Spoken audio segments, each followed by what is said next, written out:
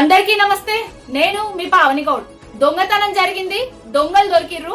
కానీ ఆ దొంగలు మేమే దొంగతనం చేసినట్టుగా ఒప్పుకుంటలేరట. ఆధారాలు ఇవ్వట, వాళ్ళు దొంగలు కాదట. ఆధారాలు ఉండి కూడా కళ్ళుండి చూడలేని కబోది గారు, ది గ్రేట్ స్పీకర్ గారు ఇచ్చిన తీర్పు ఇయాల గట్లున్నది. అయ్యా, రాత్రనక పగలనక పొద్దుందాకా తెల్లందాకా పట్టపగలు బ్యాగు సంచులతోటి దొరికిన దొంగ చేతితోటి కండువాలు కప్పుకొని తీర్థయాత్రల కండువాలని చెప్పి కాంగ్రెస్ పార్టీ తోటే అభివృద్ధి జరుగుతుంది.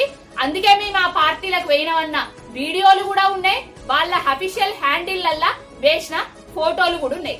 అవన్నీ ఆధారాలు ఉన్నా కూడా ఈ రోజు స్పీకర్ గారు ఒక రాజ్యాంగబద్ధమైన పోస్టులో ఉండి కాంగ్రెస్ పార్టీ కార్యకర్తలాగా వ్యవహరిస్తూ ప్రవచనాలు ఎత్తిచ్చేదంటే పార్టీ ఫిరాయింపులను నేను అస్సలు ప్రోత్సహించా, న్యాయబద్ధంగా చట్టబద్ధంగా తీర్పిస్తా అని చెప్పిండు.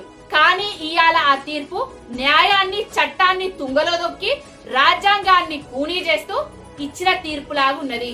చరిత్రహీనుడిగా మిగిలిపోబోతున్నావు స్పీకర్ గారు. రేపు మాయని మచ్చ తీసుకొచ్చినావు, కలంకాన్ని తీసుకొచ్చినావు ఆ చేరుకు. అయ్యనేమో రాజీవ్ గాంధీ ఫిరాయింపుల చట్టాన్ని తీసుకొస్తాడు, కొడుకేమో రాహుల్ గాంధీ రాజ్యాంగాన్ని పట్టుకొని రాజ్యాంగం కూనీ అయితంది అని తిరుగుతాడు.